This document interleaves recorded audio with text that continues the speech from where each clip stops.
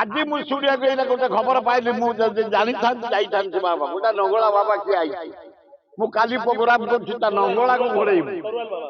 ସେ ଯୋଉ ବାବା ହଉ ନଙ୍ଗଳା ହେଇପାରିବନି, ଏଠେଇ ଉଲଗ୍ନ ଦେଖେଇ ହବନି, ଏଠେଇ କୌଣସି ଭାଣ୍ଡ କାରବାର ଚଳିବନି। ଆମ ମା ଭଉଣୀ ମାନେ ଏଠେଇ ଯାତ୍ରା ଯାଉଛନ୍ତି ଦେଖିବା ପାଇଁ। ଗଲାଥର ଯେମିତି ତାକୁ ମୋଡିକିରି ଛିଣ୍ଡେଇବା ଉପରେ ଚାଲା, ସେମିତି ଦରକାର ପରେ ଛିଣ୍ଡେଇ ବାହାର କରିଦଉ।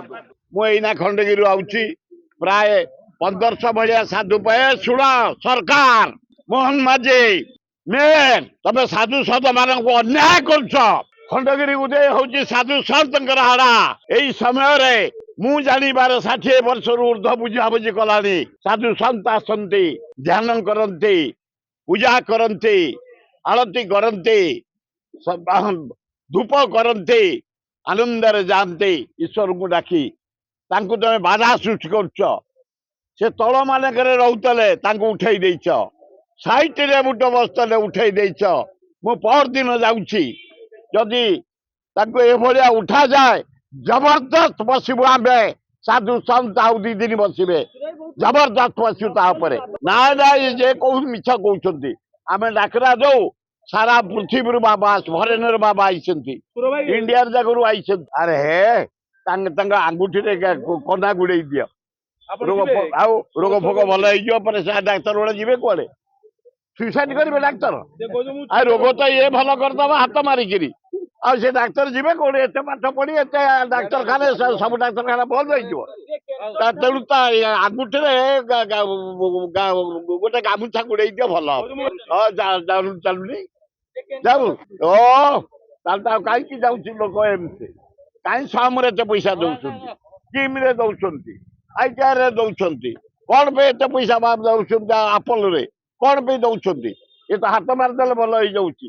ତା ହାତରେ ଗାମୁଛା ଗୁଡେଇ ଦିଅ, ନହେଲେ ଡାକ୍ତରଖାନା ବନ୍ଦ ହେଇଯିବ। ଆରେ ଖଣ୍ଡଗିରିରେ ଆମର ଏଣ୍ଟରଟେନମେଣ୍ଟ ଯାତ୍ରା, ଏଇନା 12 ଦିନ ଯାତ୍ରା ହବ।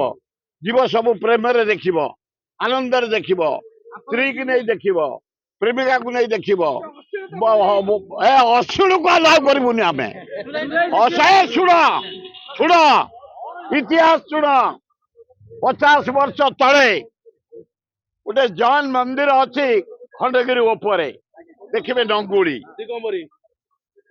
ସେ କଣ କରନ୍ତି ଏଇ ଯାତ୍ରା ସମୟରେ? ଏଇ ସମୟରେ 200 ଉଲଗ୍ନ ହେଇ, ପୁରା ନଙ୍ଗଳା ହେଇ ଚାଲିକି ଯାଆନ୍ତି।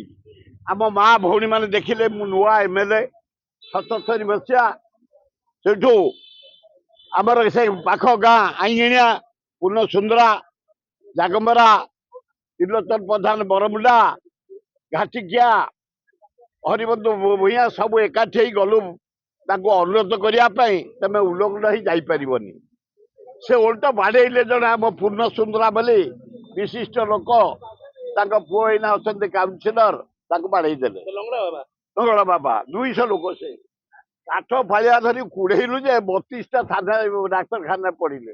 ଆଉ ଦିନେ ନଙ୍ଗଳା ଖଣ୍ଡଗିରି ଉଦୟଗିରି ଦେଖିବ ଯେ। ମୁଁ ଆଜି ଖାଲି ଶୁଣିବା ପାଇଲି, ଗୋଟାଏ ବାବା କିଏ ହେଇଛି ଉଲଗ୍ନ ହେଇକି ଗଲାଥର ଗୋଟେ ଶିକା ଟାଙ୍କି ସେ କାନ୍ଧରେ ଖାଲି ଉଠେଇଲା ପକେଇଲା। ମୁଁ ତାକୁ ଯାଇ ମନା କଲି, ମାନିଲେନି। ଯେମିତି ନ ମାରିଲା, ଆମେ ସମସ୍ତେ ତାକୁ ଧରି ପକେଇଲୁ। କହିଲା ମରି ଜାଗା ଛାଡ଼ିଦେଲୁ। ଆଜି ମୁଁ ଶୁଣିବାକୁ ଏଇନା ଗୋଟେ ଖବର ପାଇଲି, ମୁଁ ଯଦି ଜାଣିଥାନ୍ତି ଯାଇଥାନ୍ତି ବାବା ଗୋଟେ ନଙ୍ଗଳା ବାବା କିଏ ଆଇଛି। ମୁଁ କାଲି ପ୍ରୋଗ୍ରାମ କରୁଛି ତା ନଙ୍ଗଳାକୁ ଘୋଡେଇବୁ। ସେ ଯୋଉ ବାବା ହଉ ନଙ୍ଗଳା ହେଇପାରିବନି, ଏଠେଇ ଉଲଗ୍ନ ଦେଖେଇ ହବନି, ଏଠେଇ କୌଣସି ଭାଣ୍ଡ କାରବାର ଚଳିବନି। ଆମ ମା ଭଉଣୀ ମାନେ ଏଠେଇ ଯାତ୍ରା ଯାଉଛନ୍ତି ଦେଖିବା ପାଇଁ। କାର ଗଲାଥର ଯେମିତି ତାକୁ ମୋଡିକିରି ଛିଣ୍ଡେଇବା ଉପରେ ଚାଲା, ସେମିତି ଦରକାର ପରେ ଛିଣ୍ଡେଇ ବାହାର କରିଦବୁ।